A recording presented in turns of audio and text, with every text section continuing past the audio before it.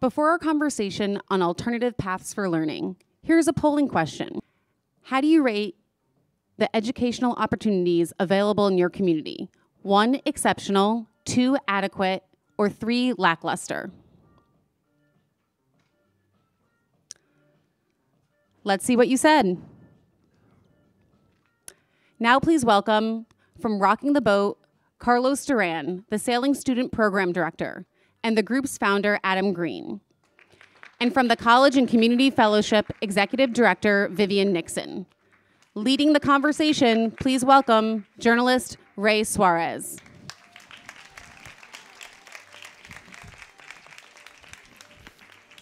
I guess it's different. If the conventional path to school and career success is blocked or unlikely or too difficult or just doesn't meet the needs or match an individual's life, what's out there for a young person? It's widely agreed alternative paths are necessary, but what are they? Are they available? In this session, we'll look at the work of 2 organizations, specifically Rocking the Boat and the College and Community Fellowship, about program design and how to offer real opportunity to the people being served. Adam Green is the founder of Rocking the Boat. How did you get started? Hi, everyone. I am a New Yorker, born and bred on the Upper West Side, and never had any experience doing boat building or environmental science or sailing before really stumbling into. Ooh. I'll try to say that. I'll be a little more gentle in my delivery. Before stumbling into it as a volunteer during a semester off from Vassar College in 1995, I volunteered at a junior high school in East Harlem. And the teachers there said he'd had a dream to build a boat and wondered if I wanted to try to do it. And it sounded like a really exciting idea. And he brought some salvaged scrap wood from a construction site, and over the course of 8 months, we built a little 8-foot dinghy from scratch. And at the end of the school year, we went down to the basement. There was a big swimming pool, and we floated it in the swimming pool. And there we were. I was watching kids row across the pool in this boat that they had just built, and there was this feeling of, wow, this is a pretty powerful thing we're doing, and I imagine how much farther we could go than just the other side of the pool. And let's see what we can do with this. Well, you've gone a lot further in 20 years. Tell us more about the programs that you offer. Sure. So Rocking the Boat is a youth development organization. We exist to help young people develop into empowered and responsible adults. Our tagline is, at Rocking the Boat, kids don't just build boats, boats build kids. And really that ethic goes through everything we do. So we build real wooden boats from scratch. We've got boats number, I think 52 and 53 on the shop floor right now. We use them to do a whole range of, all right. Great. So you couldn't hear anything I was saying before, huh? All right, good. We use them to do a whole range of environmental science and restoration on the Bronx River. We're based in the Hunts Point section of the South Bronx, and though Hunts Point is known, at least in New York City, as one of the most heavily industrialized and impoverished neighborhoods in the country, it's actually the poor zip code east of the Mississippi. We have this amazingly beautiful natural resource of the Bronx River that courses alongside Hunts Point, and so a huge part of our work is using the boats that our students have built to then access the river and improve it. And it's just an amazingly beautiful place. And along with doing the environmental science and restoration work to bring the river back to life, we celebrate the river. And we do that through teaching kids how to row and sail. Carlos is one of our 2 professionally accredited sailing instructors, and run a whole series of public programs that engage up to 4,000 people a year in boat building, environmental science, sailing, rowing, and celebrating themselves and the community that they are a part of. Along with the programs you mentioned, you also offer wraparound services from social workers.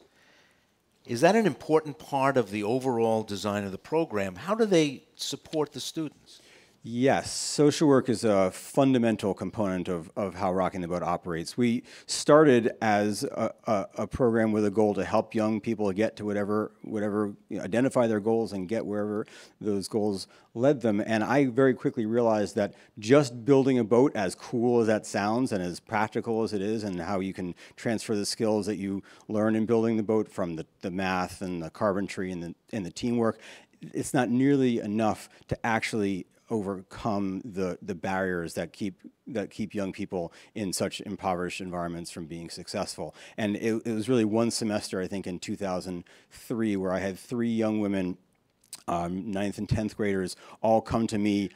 This is me, a white man in our boat building shop. They had developed such a degree of comfort and family that they felt like they could come to me and individually share that they were being molested by their mothers, boyfriends, or husbands in their homes. And that was sort of my, okay, this has clearly reached a point that we're opening kids up and we're giving kids these opportunities to really feel confident and comfortable in sharing. We need to be able to support those needs as well. And that's when we brought on social workers. We now have 3 full-time social workers on staff who work with all of our freshmen and sophomores and our juniors and seniors through high school. And then we do a very intensive degree of post-secondary support and placement, and continue working with our graduates all the way through high school and through college. And so at this point, we can say nearly 100% of our high school kids are eligible to graduate are graduating. And then we're about at 95% of those who've graduated high school are going on to college in the following year. And we actually track them all the way through college, and I can say now that 57% of kids over 6 years get bachelor's degrees. And this is in a community where about 11% of adults have bachelor's degrees. So, and I should say bachelor's degrees or technical certifications, and we absolutely don't rate one over the other. We're looking, Carlos, for example, we'll share some of his story with you, but he's a sailing instructor, U.S. sailing level 1 sailing certified, and he's going for his captain's license, and he does not have a bachelor's degree, and that's just fine with us. Carlos Duran, let's take a look at the work you do for the organization. Pull up a clip. Tell us what you're doing here. Well, hello? Can anybody hear me? Oh, boy. Here we go. You see the background in here. You see all these landmarks, like that's the LaGuardia Airport. You see some projects in the back. All of those are landmarks that all of our students know. And they, every time, this is something that I hear from the students is that, wow, I knew all of these places, but I've never seen them from this perspective, and this is so beautiful. And for them to actually come here, know their neighborhood that they grew up in a different perspective, that is rich, and that is part of the beauty of Rocking the Boat. But these are the students from their own neighborhood, and when I go to schools and give presentations about Rocking the Boat, I usually have the teachers that are like, I have these students that will be great for your program. They are so dedicated and this and that. They're doing great in school. And I'm just like, yeah, can I actually have, talk to the students and, see for myself who is interested? And I always, everybody who is interested turns out to be the knuckleheads. And now my program is kind of known for having a lot of knuckleheads, but that's a technical term, by the way. We'll explain that to you after the session. Carlos, you should say that I'm the number one knucklehead. Yes, because he was a student himself and started with us when he was 16. We have some images, Carlos, of you working as an instructor. You came to this country from the Dominican Republic. You spent your young life surrounded by water.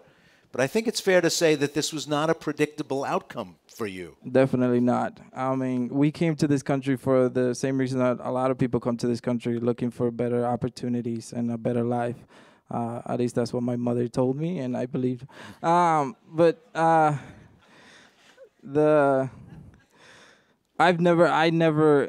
lived in an island. It's full of water. I never went on a boat before I came here, and then I come here to the Bronx, and surprise, surprise, it's not what they told me. It was a lot harder. I mean, I used to live in a small apartment with my 6 siblings and my single mother. So yeah, it was not. It was very difficult. This picture is horrible because we don't like being in the classroom. We literally go over what we do in the classroom for 15 minutes tops, and then we move on to the water because we like to learn hands-on. I don't like to be in the classroom for a long time. As a youngster in the Bronx, you were arrested for a crime that you've maintained from the beginning you did not commit. You even spent some time on Rikers Island. Even as you try to clear your name, does that time in your life shadow you in the work world, in the job market, so on?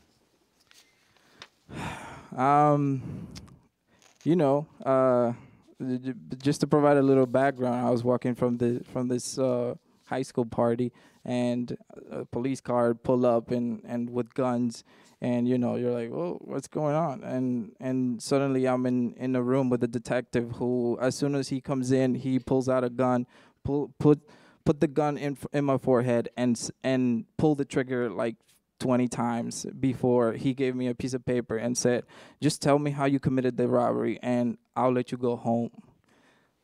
And then from that to going to Rikers Island for about a month before my mother could get about $10,000 of bail money to get me out of there, and having this head of the place come over every now and then, grabbing everybody's stuff and throwing it all across the room and smacking a couple people here and there, and then giving a speech in his white suit, in his captain white suit, and just say the words, "Call me the white man," which, I was always a straight A student, and I was always a law-abiding citizen. My parents always taught me, like, you respect the law, and that turned my whole world upside down.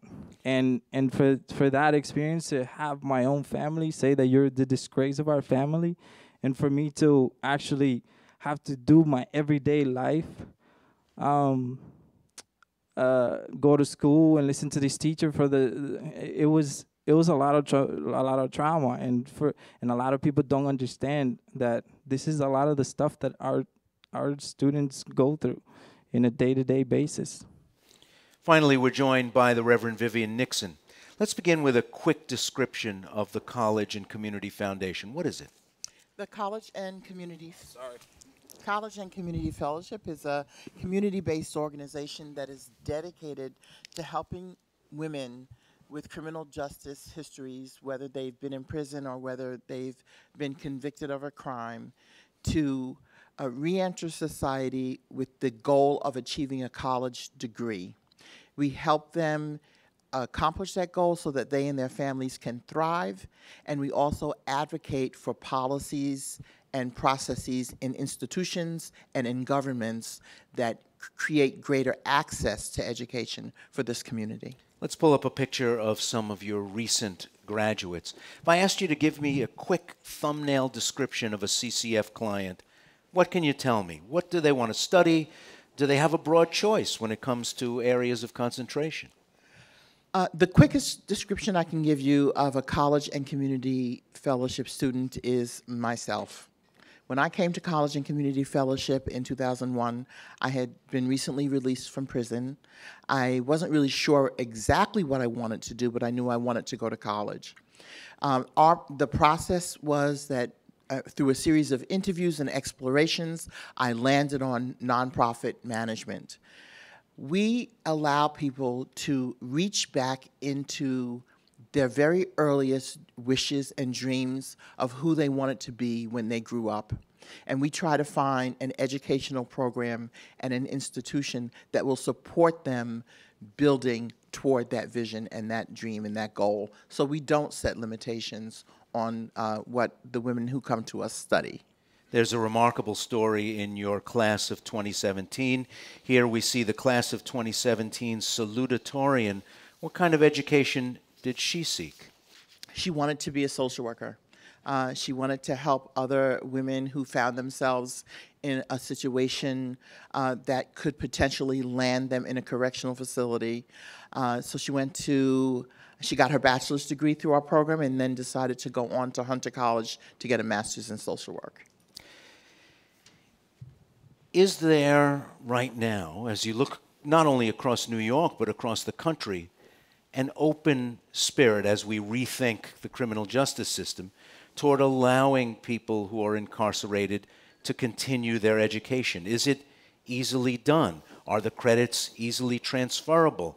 And what do we know about the results? If you seek higher education while incarcerated, do we know that you're less likely to reoffend, less likely to end up confined again? Well, let's start with the results, because every study that's ever been done on this issue has proven that just access to college while incarcerated reduces the recidivism rate by more than half.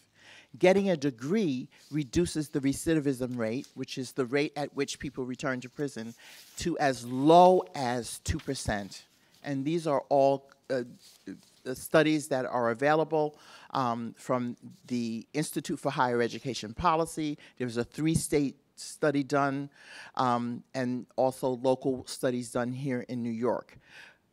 We know for a fact that this policy works, and up until 1994, there were hundreds of college programs running inside of America's correctional facilities. The 1994 crime bill stripped the right of students in these facilities to receive Pell Grants, and so all the colleges left because they had no way to support providing this education.